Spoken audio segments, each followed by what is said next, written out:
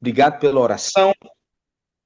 E eu gostaria de convidar você hoje a abrir a sua Bíblia, tá bom? Hoje a gente vai ter um mergulho no que é a missão adventista, a missão da Igreja Adventista. Todo mundo aqui, todos nós somos cristãos. E existem cristãos em vários lugares do mundo. Nós não somos o maior grupo cristão do mundo, não somos o mais expressivo grupo do mundo, mas a gente tem uma razão de existir. Por que que você é adventista e não é batista? Por que que você é adventista e não é presbiteriano? Qual é a diferença de um missionário adventista de qualquer outro missionário?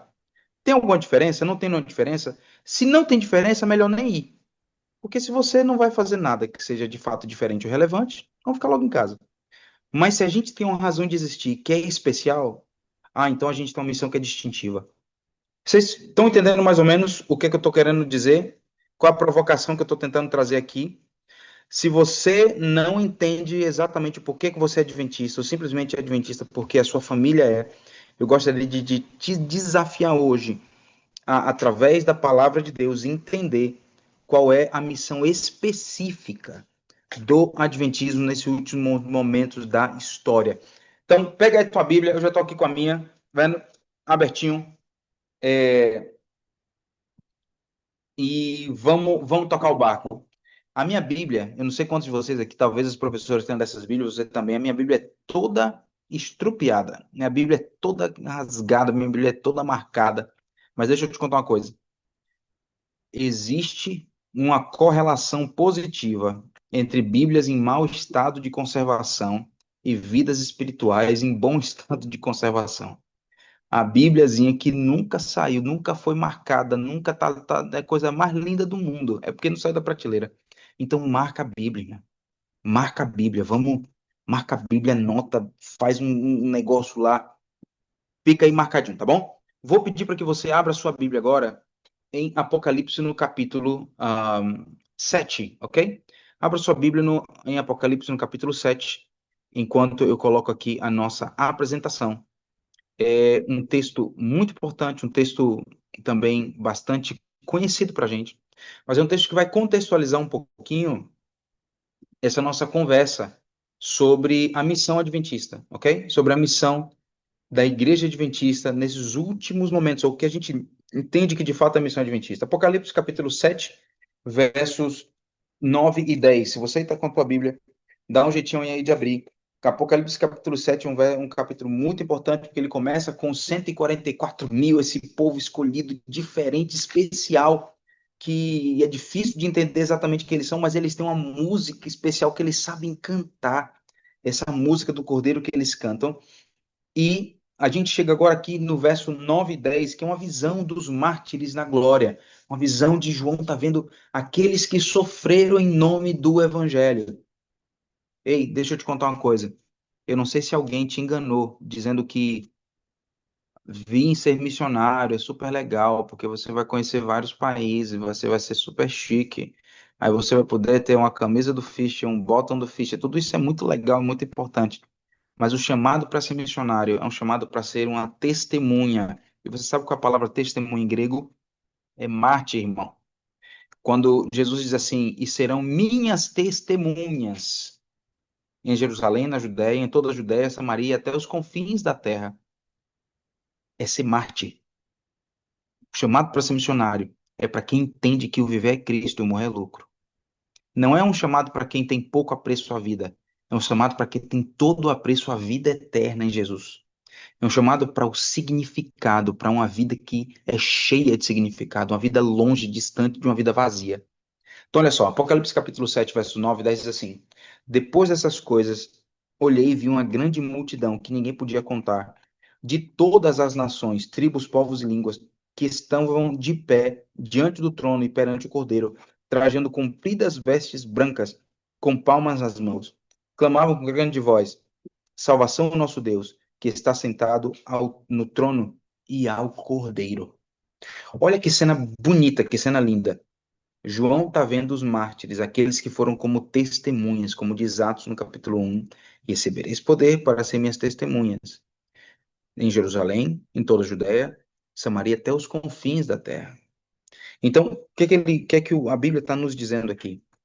que João viu esses mártires de todas as línguas, todas as raças, todas as nações, mas eles tinham só uma roupa. Era uma roupa branca, a roupa dos salvos. Então, olha só, Apocalipse, quando a gente pula para Apocalipse 14, no verso 7, a gente encontra aqui, querido aluno, querido adolescente, jovem dessa igreja, a razão pela qual nós entendemos a missão da Igreja Adventista do Sétimo Dia. É o texto que encapsula, que nos aponta a razão pela qual nós existimos. Nós não existimos para ser mais uma denominação. Nós não existimos para ser mais um grupo de gente legal que bota uma roupa bonita no sábado para ir para a igreja e fazer caridade, programas lindos e música legal. Nós não existimos para isso, nós existimos para preparar o mundo para a segunda vinda de Jesus. E como que a gente faz isso? Anunciando as três mensagens angélicas. Apocalipse capítulo 14, do verso 6 e 7, descreve um anjo que anuncia a toda a humanidade o evangelho que é eterno, proclamando que a hora do juízo de Deus chegou e convocando as pessoas a temê-lo e dar glória a Deus, o Criador de todas as coisas que fez os céus, a terra e as fontes das águas. A gente vai dar uma olhadinha ali na frente, mas já aqui você entende que o chamado da missão adventista nunca foi para ser um chamado local, nunca foi para a gente ficar em casa. A gente não vai terminar a nossa missão quando a Bahia for alcançada, ou quando a Bahia e Sergipe foram alcançados, ou quando o Brasil for alcançado, ou como o continente sul-americano, ou as Américas inteiras, ou o hemisfério norte, o hemisfério sul, quando o mundo inteiro for. Portanto, a gente faz o nosso trabalho em casa, mas mirando para o mundo inteiro. Nós fazemos o nosso serviço, nós damos a nossa contribuição em casa, mas nos preparando para ir, inclusive se for necessário, para fora de casa. Por que a gente faz isso? Porque o único modelo viável de ser um missionário é aquele que foi exemplificado por Jesus. João no capítulo 1, verso 14 diz: O verbo se fez carne e habitou entre nós, cheio de graça e verdades, e vimos a sua glória, glória como unigênito do Pai. Eu quero que vocês pensem um pouquinho no escândalo que é isso, na loucura que é isso.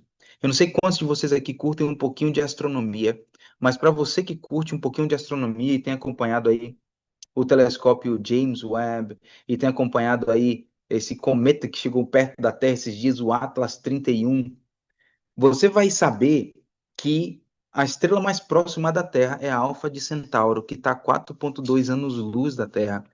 Um ano-luz é o que equivale a 300 mil quilômetros por segundo.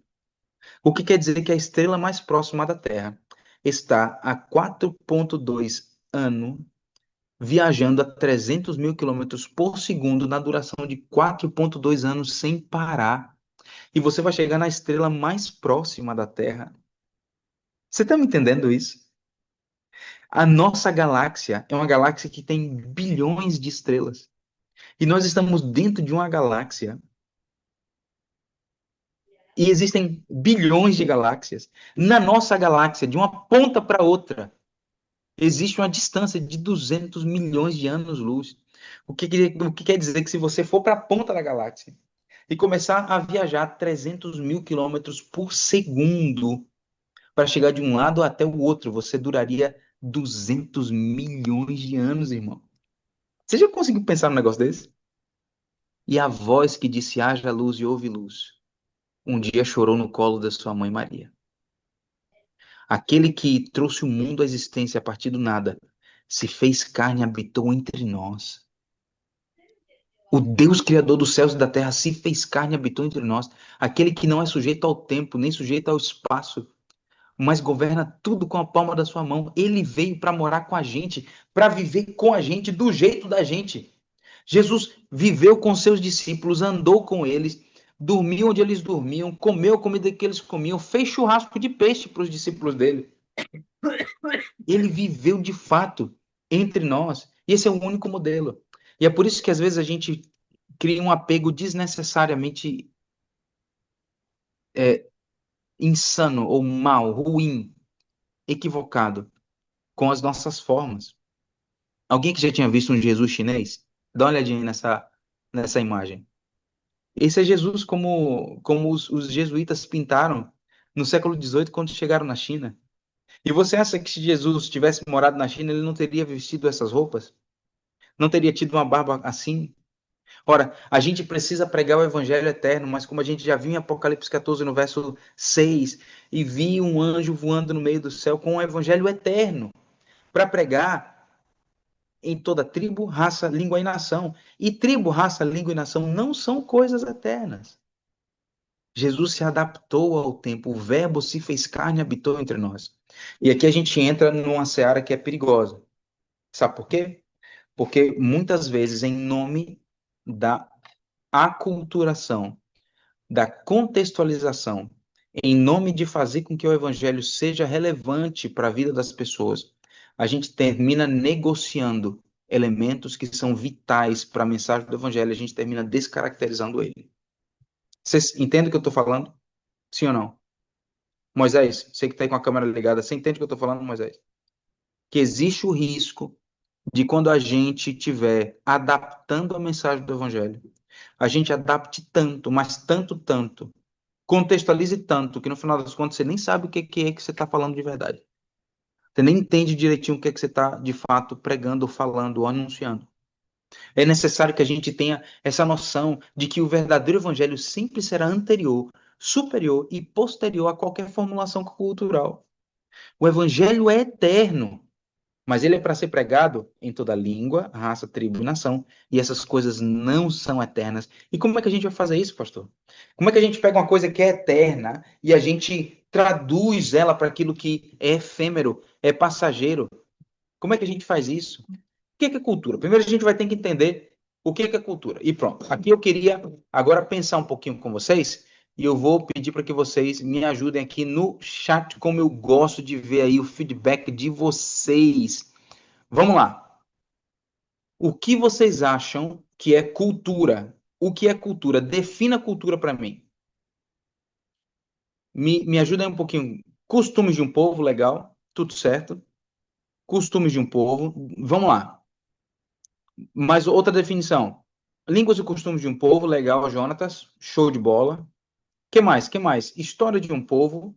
Que mais? Uma tradição. Muito bem, conjunto de histórias e costumes, tradições, show de bola. Tudo isso aí está muito certo.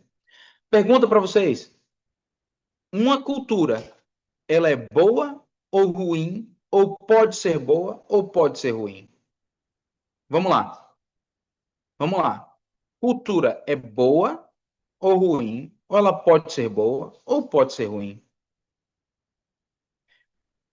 Marcelo diz depende, Jonatas diz pode ser boa e ruim, ambos depende, muito legal, muito legal. Vamos aqui agora para uma outra pergunta, para a gente não perder essa linha de raciocínio, tá? O que define na vida do cristão aquilo que é apropriado ou inapropriado?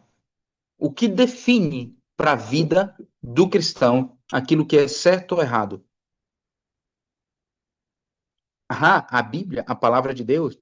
Aí onde vem a pergunta: se a Bíblia é a minha referência, se a Bíblia é a minha referência, todas as culturas estão equidistantes da Bíblia? Todas as culturas são adequadas à Bíblia? Sim ou não?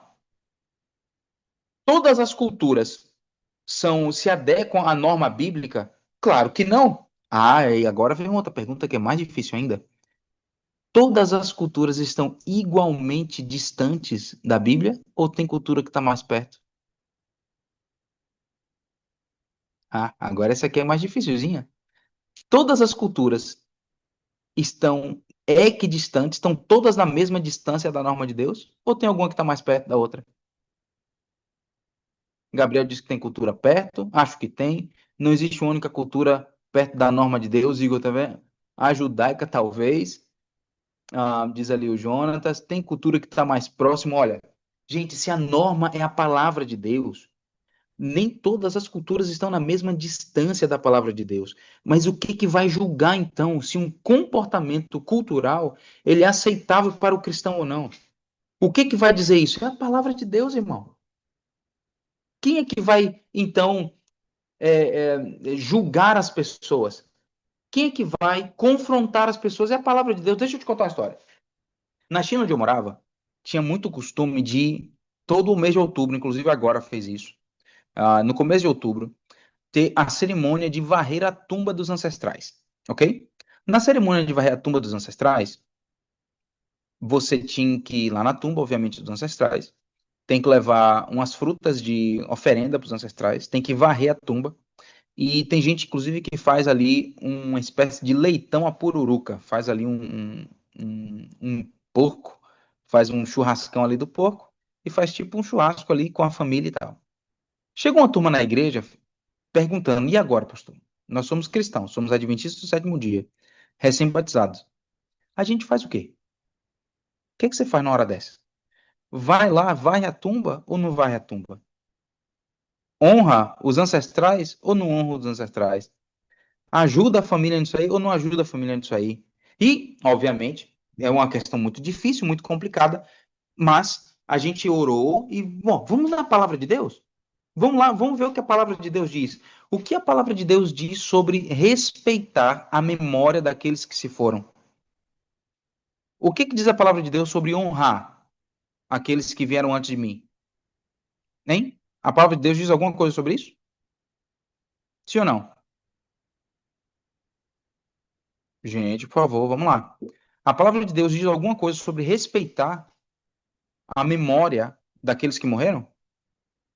Claro que diz. Você lembra do José que pediu que os ossos deles não fossem deixados no Egito? José sabia de alguma coisa quando os ossos dele foram tirados? Já estava morto há muito tempo. Mas o que, que os egípcios fizeram? O que, que os hebreus fizeram no final das contas? Honraram, respeitaram a memória do cara e tiraram os ossos dele de lá. O quinto mandamento diz: honra teu pai e tua mãe. O que é que a gente falou? Olha, gente, não é necessário você deixar de ir para essa cerimônia. Mas o que é que você vai fazer? Tudo o que for biblicamente aceitável. Não for biblicamente aceitável, não faça. Ah, pastor, então quer dizer que varrer a tumba tudo bem? Vai, irmão. Pô, varrer, passa um pano, bota um cif, bota um brilux no negócio lá, tá tudo certo. Lustra a tumba direitinho, fica um negócio maravilhoso. Mas não acenda o incenso, porque o incenso representa uma oração. Não bota uma oferenda, porque os mortos de nada sabem. E, obviamente, não coma lá o leitão, a pururuca, porque está fora do nosso padrão. Você está entendendo? Então, é necessário que a gente tenha essa noção de que o que confronta, o que muda a cultura, o que vai confrontar as normas culturais é a palavra de Deus. Não sou eu. Você está entendendo? Deixa eu te contar outra história. Missionário australiano foi no norte da Tailândia. Montanhas e tal, um povo muito difícil de alcançar. Aí o cara foi e um dia que ele chegou, depois de muita dificuldade, foi um dia do Festival do Peixe, lá na, na tribo. E ele, como convidado, foi então levado lá para ser um dos juízes, para julgar lá qual foi o peixe mais gostoso pescado naquele festival. Um monte de peixe de água de rio, de montanha. E ele lá não sabia o que era de couro, o que não era de couro. E ele então ficou angustiado: o que é que eu faço agora, meu Deus? O que é que eu faço agora, meu Deus? Vou fazer o quê? E ele falou o seguinte: olha, se Jesus deu a vida por mim, eu vou dar meu fígado para Jesus. Eu não sei nem o que é que eu vou comer. Comeu, passou mal pra caramba, não conseguiu terminar de comer, vomitou, ficou ruim, teve que tomar um bocado de carvão vegetal. Aí começou lá e a turma: ei, olha aí que legal, ele ama a gente, ele está um conosco, olha aí que maravilha. Aí tudo certo. Começa os estudos bíblicos, a maravilha, uma história linda. Olha aí, chegamos, alcançamos uma tribo no meio das montanhas da Tailândia, tá tudo lindo. Mas quando chegou lá em Levíticos capítulo 11, ele disse: olha, aqui a Bíblia está dizendo que a gente pode comer esse tipo aqui de carne. E a primeira coisa que eles disseram é: então por que que você comeu aquela carne no primeiro dia? Que tipo de mensagem é essa? Você está me dizendo uma coisa, então você está me dizendo que você não cumpriu essa regra que você tanto acha que é importante. E agora você está me dizendo que o que você fez não era o que você deveria ter feito? E no final das contas, ele tentou fazer uma adaptação que a Bíblia não permite. E, infelizmente, ele perdeu o coração daquelas pessoas. Porque ele fez uma adaptação ali, uma negociação que a Bíblia não permitia. Então, galera, não tem cultura boa segundo a Bíblia. Todas as culturas precisam de redenção. Todas. Todas. A nossa cultura cristã é uma boa cultura? Eu acho que não. Agora, toda cultura é por jogar pedra agora, por viver agora feito um monge no meio da montanha, fingindo que eu não sou influenciado pela minha literatura, pela minha música? Claro que não. O verbo se fez carne e habitou entre nós. Jesus cantava a música do templo? Claro que cantava. Vestia as vestes do tempo dele? Claro que vestia. Comia o que as pessoas comiam na época dele? Claro que comia. Fez inclusive um churrasco de peixe depois da ressurreição, lá para os seus discípulos. Então, ele tinha essa noção de se adaptar sem comprometer. Galerinha, vocês que estão sendo aqui treinados para ser missionários, tudo o que tiver com a forma, o formato da apresentação do evangelho, a gente vai negociar, vai adaptar, vai fazer o que você quiser. Mas tudo que tiver com conteúdo, tudo que tem a ver com conteúdo, coração do evangelho, isso a gente não pode negociar. De jeito maneira. Tudo que tiver com a forma, com a maneira, o jeito da gente alcançar, deve ser negociado. Mas tudo que tem que ver com o princípio bíblico, isso não pode ser negociado sob nenhuma hipótese. Então, a gente precisa entender isso, que como cristãos, e especialmente como adventistas do sétimo dia, o nosso compromisso com a palavra de Deus, ele tem que ser inamovível. E a gente precisa respeitar as culturas, mas a gente precisa respeitar as culturas de acordo com o que as culturas são. A gente hoje tem um problema muito grande, né, de, não quero ofender porque é a sua cultura. As culturas não se encaixam na norma do Senhor Jesus, e obviamente não fica aqui buscando pessoas para ofender. Mas, se for necessário, permita que a palavra de Deus confronte as pessoas. E tá tudo certo. O que é uma cultura, então? Uma cultura é uma estrutura temporária de significado do mundo exterior e de coesão social. E as culturas estão mudando o tempo inteiro. Vocês concordam comigo, sim ou não? Tá mudando o tempo inteiro, irmão. Teve um tempo aí desse, um tempo aí atrás, viu, Moisés? Você tá aí com a câmera ligada. Teve um tempo desse aí atrás, Moisés, que a graça para os meninos era usar calça jeans, que tem uma boca desse tamanho assim lá embaixo. Era a boca de sino. Eu acho que tem bastante tempo isso já. Mas no tempo que eu era adolescente, a graça era usar umas calças grandes pra caramba, uns 3 números maior do que a gente, botar um cinto meio esquisito e caminhar feito assim, feito meio gangsta, tá ligado? Pra você ser um skatista, tá ligado? Mas mudou, mudou. Hoje a galera não tá se vestindo mais assim. E tá tudo certo, não tem nenhuma grande questão sobre isso aí, não. Mas a gente não pode canonizar uma coisa que é temporária. As culturas são estruturas temporárias de significado. Elas mudam. O evangelho não. O evangelho é o poder de Deus para a salvação. Primeiro do judeu, depois do grego. Como está escrito, de fé em fé o justo viverá pela fé. Diz Paulo lá em Romanos, no capítulo 1, verso 16 e 17. Então, o evangelho é essa coisa eterna, mas a cultura é uma coisa que passa. E a gente precisa pregar essa coisa que é eterna dentro de coisas que estão mudando o tempo inteiro. E como é que a gente faz isso? Negociando a forma e nunca negociando o conteúdo. Ok?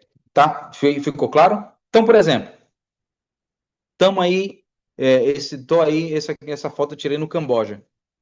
A turma, com muito carinho, muito amor, estava oferecendo pra gente aranha frita, grilo frito, barata frita, todos esses negócios.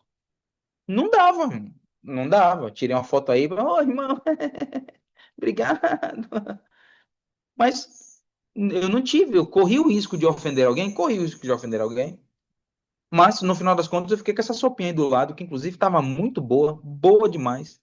Show de bola essa sopinha, um negocinho aí meio crocante aí em cima, umas ervas que eles tiraram lá do rio, com tudo quanto é salmonela do mundo, mas tava show de bola. A gente não precisa negociar. Ah, pastor, mas se eu não negociar, se eu não fizer alguma espécie de comprometimento dos meus princípios, as pessoas não vão entender. Deixa eu te contar uma coisa. Os seres humanos respeitam coesão, respeitam consistência. Você respeita o teu amigo quando ele é consistente, mesmo quando ele está errado. Sim ou não? Nós respeitamos consistência, coesão, coerência, ainda quando estamos errados. Então, a gente, quando vai pregar o evangelho, nunca faça algo que você vai ter que desfazer 2 estudos bíblicos depois. Entendeu? Aí onde vem aquele papinho? Me escuta bem aqui. Não, pastor. Eu não bebo, eu só sento lá com os meus amigos para que eu me enturmar com eles. Meu irmão, que conversinha. Pelo amor de Deus, não faça isso. Esse não é o lugar, não é a circunstância correta. Ah, pastor, eu falo essas coisas assim, mas eu falo um palavrão, eu falo uma coisa, mas é só para me enturmar. Não existe isso. Quem é um verdadeiro pregador do evangelho, como vocês são chamados a ser, não faz nada que vai ter que desfazer dois estudos bíblicos depois. Como é que você vai explicar para o seu amigo depois que a gente deve fugir da aparência do mal, de que a bebida alcoólica não é compatível com a vida cristã, de que nós não devemos estar usando palavras chulas e de baixo calão? Como é que você vai explicar isso depois? Como é que você vai explicar para o teu amigo que sabe que tipo de videogame você joga, que tipo de coisa você assiste no seu TikTok depois? Então a gente precisa viver uma vida coerente, uma vida de coesão. Tem coisas que não tem problema, tipo aí, picolé de feijão. Tomei muito picolé de feijão, é horrível, horrível, mas tá tudo certo, não tem problema, não tem problema. Agora, a gente não deve fazer o que não tem como desfazer depois. E para fechar aqui esse momento, essa segunda parte aqui da nossa aula, eu queria que você abrisse sua Bíblia em Apocalipse no capítulo 14, porque essa é a mensagem que nós temos para pregar. Galerinha, houve um tempo que a nossa igreja era conhecida como a igreja do povo da Bíblia. Isso vai voltar a acontecer em nome de Jesus. Nós precisamos saber a nossa origem, saber o que nós somos, de onde que a gente veio, para saber para onde que a gente vai. Quem não sabe o seu passado, não sabe o porquê de hoje, nem sabe o para onde de amanhã. Apocalipse 14 é o texto, talvez um dos textos mais importantes para você que é adventista do sétimo dia. Apocalipse 14 fala das mensagens, no início do capítulo, pelo menos aí essa primeira metade do capítulo, fala da mensagem dos 3 anos, ok? Do verso 6 até o verso 20, até o verso 13, aliás, fala sobre esses 3 anjos, essas mensagens que aparecem no meio do céu, no último momento da história da humanidade antes da vinda de Jesus, ok? Vamos ver a primeira mensagem. A primeira mensagem é essa que a gente já estava conversando aqui agora. E vi outro anjo voar pelo meio do céu, tendo um evangelho eterno para proclamar aos que habitam sobre a terra e a toda nação e tribo, língua e povo, dizendo com grande voz: temei a Deus e dá-lhe glória, porque é chegada a hora do seu juízo, e adorar aquele que fez o céu, a terra, o mar e as fontes das águas. Vamos botar isso aqui no liquidificador e vamos tirar uma média disso aqui. Primeira coisa, vi um anjo voando no meio do céu. Um anjo era o quê? Um anjo, em geral, é alguém que vem fazer o quê? O anjo que veio falar com Maria, ele veio mandar o quê? Trazer para Maria? Ele veio fazer o quê? Veio trazer uma mensagem, certo? O anjo Gabriel, quando foi lá para Daniel explicar a profecia, ele estava levando uma mensagem. Os anjos são mensageiros. Então, esse anjo voou pelo céu com uma mensagem. Uma mensagem que é o evangelho eterno. O evangelho da salvação em Jesus Cristo, nosso Senhor. E esse evangelho é para proclamar para toda nação, tribo, língua e povo. Nação, tribo, língua e povo. Pergunta: as nações permanecem as mesmas sempre? Sim ou não? Não. As nações mudam o tempo inteiro? Muda, muda. 200 anos atrás nem Brasil tinha, irmão. 300 anos atrás não tinha Estados Unidos, não tinha Alemanha, não tinha Itália, não tinha nada. Estou falando 300 anos atrás, só 300 anos atrás. Na verdade, no caso da Alemanha e da Itália, é menos ainda. No final do século XIX, é que eles estavam nas guerras chamadas de unificação, na Itália e na Alemanha. Então, há 140 anos atrás, não tinha Itália, não tinha Alemanha. Há 150 anos atrás, não, há 200 anos atrás, não tinha nem Brasil. Tinha uma colônia portuguesa, não tinha Brasil.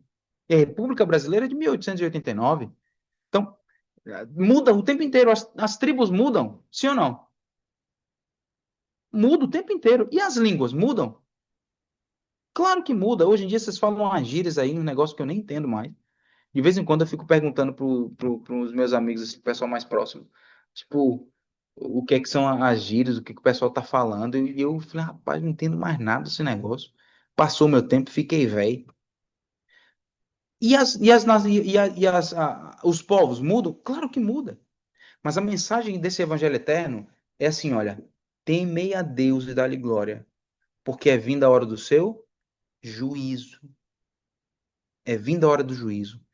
A mensagem do primeiro anjo, desse primeiro anjo, é uma mensagem sobre juízo e sobre aquele que fez os céus, o mar e a fonte das águas. Deixa eu te fazer uma perguntinha. Escreve aí no chat, eu vou dar um aplauso aí para quem acertar isso aí. Qual o mandamento, qual o único mandamento que tem uma menção direta à criação? Me conta aí. Qual é o único mandamento que tem uma menção direta sobre Gênesis 1, a criação do mundo? Alguém? Vamos lá? Qual o mandamento? Opa, o quarto, guarda do sábado. Muito bem, o sábado. Parabéns, essa galera tá de parabéns. Mas ficha é outra história, viu? Ficha é outro padrão. Claro que é. Temei a Deus e dar-lhe glória. É um chamado para dizer, olha, tá chegando a hora do juízo. E o juízo inclui a lembrança de que todos os mandamentos devem ser observados, incluindo o quarto mandamento. Mas, pastor, você está dizendo então que a nossa mensagem como adventistas é ficar aí dizendo para todo mundo: ei, tema a Deus e dá-lhe glória porque é chegada a hora do juízo? A verdade é que sim, irmão. Jesus está voltando. O juízo acontecerá, queira eu ou não, esteja eu pronto ou não, esteja eu do lado certo ou não. Juízo vai acontecer, Jesus vai voltar, e o juízo investigativo, a gente pode conversar sobre isso depois, já está inclusive acontecendo. Então, a nossa mensagem é dizer assim: ei, amigo da escola, deixa eu te contar uma coisa.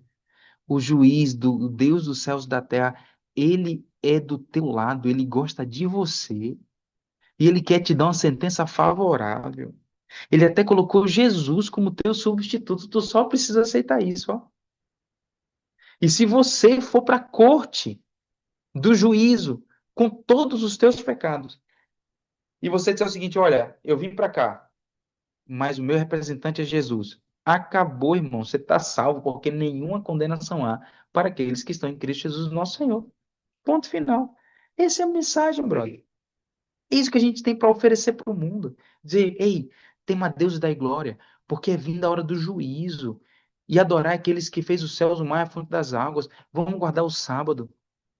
Vamos saber lembrar sempre de que a mensagem desse anjo é a justificação pela fé. Isso quem disse foi Ellen G. White.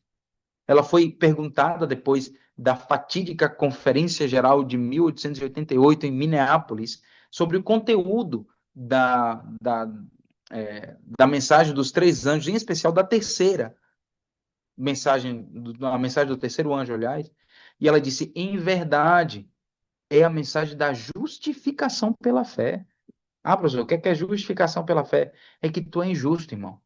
Todos nós nascemos em pecado. Em pecado me concebeu a minha mãe, diz Davi no Salmo 51. Quando chega lá em Romanos diz assim no capítulo 1, todos nós estamos sem desculpa perante a lei. Todos nós somos condenados. Quando chega em Romanos no capítulo 6, diz assim, o salário do pecado é a morte. Não há justo nenhum sequer. O que é justificação, então, pela fé? Eu que não sou justo, eu sou justificado, eu sou feito justo, eu sou coberto pela justiça de Jesus através da fé. Deixa eu fazer uma pergunta aqui para vocês. Quando Adão e Eva estavam nus, certo? Com o que eles tentaram se cobrir? Alguém lembra disso aí? Com folhas de figueira, muito bem, a folha de figueira. E quando Deus encontra com eles, Deus diz assim: Adão, Eva, onde estão vocês?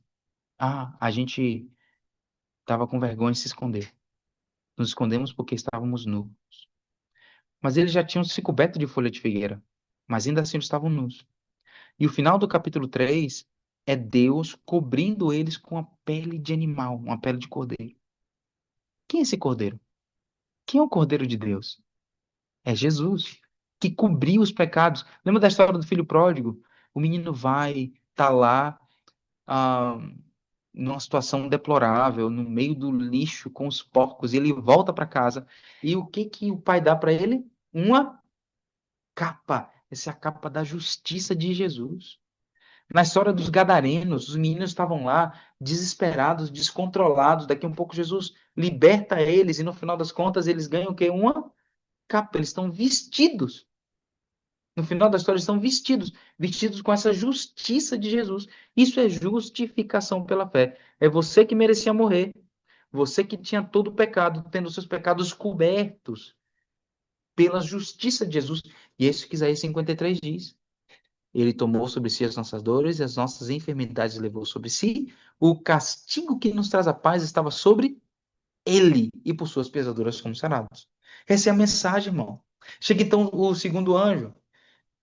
Caiu a grande Babilônia, a grande cidade que a todas as nações deu a beber do vinho da ira da sua fornicação. Caramba, o que é isso agora, irmão? Babilônia vem da palavra o quê?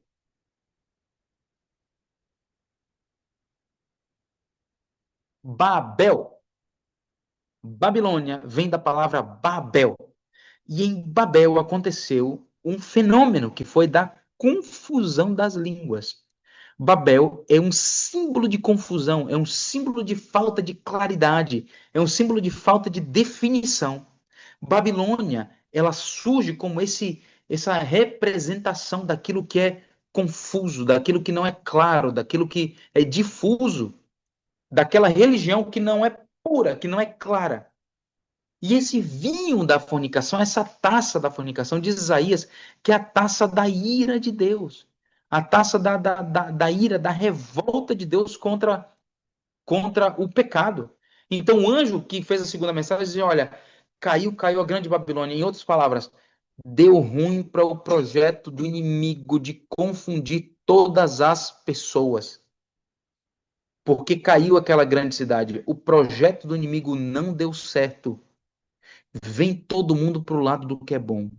Vem todo mundo agora para o lado da salvação.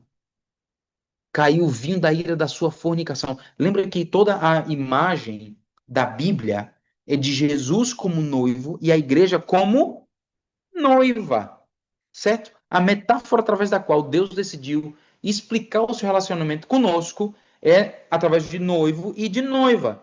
E uma noiva que se relaciona com outro noivo, ela trai o seu noivo original.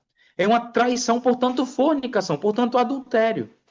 Então, o que é que acontece aqui? Caiu a grande Babilônia, caiu a confusão, e todo mundo que está nela vai terminar caindo junto com ela. E ela vai tomar do vinho da ira das suas fornicações. E então chega o terceiro ano dizendo com grande voz: aquele que adorar a besta e a sua imagem, e receber na sua testa ou na sua mão, também esse beberá o vinho da ira de Deus, não misturado no cálice da sua ira, e será atormentado com fogo de enxofre diante de Deus e diante do Cordeiro. Caramba, e agora? Quem olha para esse texto diz assim: uau, que coisa linda, né? Que mensagem, que alívio para o coração. Mas está aí a grande necessidade que a gente tem de estar profundo na palavra de Deus e não ficar em leituras superficiais. O terceiro anjo se ergue, dizendo com grande voz: quem adorar a besta e a sua imagem receberá onde? Na sua testa e na sua mão. Deixa eu te fazer uma pergunta, você que curte aí um pouquinho de neurociência. Qual parte do seu cérebro é responsável pela tomada de decisões morais e religião? Sabe que o nosso cérebro tá dividido em algumas partes, né? Tem o hemisfério ah, esquerdo, o hemisfério direito, o lóbulo frontal, o cerebelo. Alguém aqui me diz aí, qual parte do cérebro é responsável pelas decisões morais que nós tomamos? Alguém? Alguém consegue aqui me dizer? Alguém? Ninguém? Ninguém.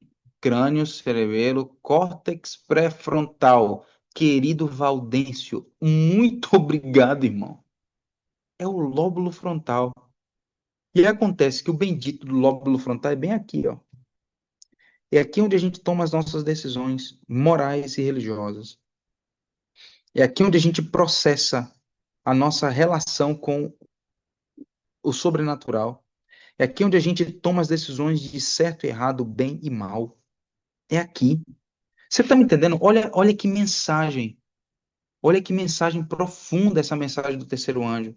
Diz assim, ó, ei, aquele que receber a imagem da besta. Lembre-se que nós somos feitos à imagem e semelhança de quem? De Deus. Portanto, a imagem e semelhança de Deus se comporta como aquele que é a imagem e semelhança de Deus. Lembre-se que a Bíblia fala em vários lugares, sede santo como eu sou santo. Lembre-se que Jesus, quando ele estava lá naquela confusão dos impostos, diz assim, pega a moeda, irmão. O que está na moeda aí? Ah, é César, então dai a César. O que é de César, dá a Deus. O que é de Deus. Aquilo que tem imagem de César pertence a quem? Acesa. Mas aquilo que tem imagem de Deus pertence a Deus. E quem tem imagem aqui, aquele que recebe a imagem, essa marca da imagem, ela está aqui nas nossas decisões. Mas as nossas decisões, as nossas convicções não ficam somente na testa. Elas vão para onde? Para a mão, que é um símbolo de ação, irmão. É um símbolo de ação. Quem adorar a besta e a sua imagem vai receber na sua testa ou na sua mão. Mas aquele que adora a Deus e a sua imagem e semelhança também recebe a marca do Senhor.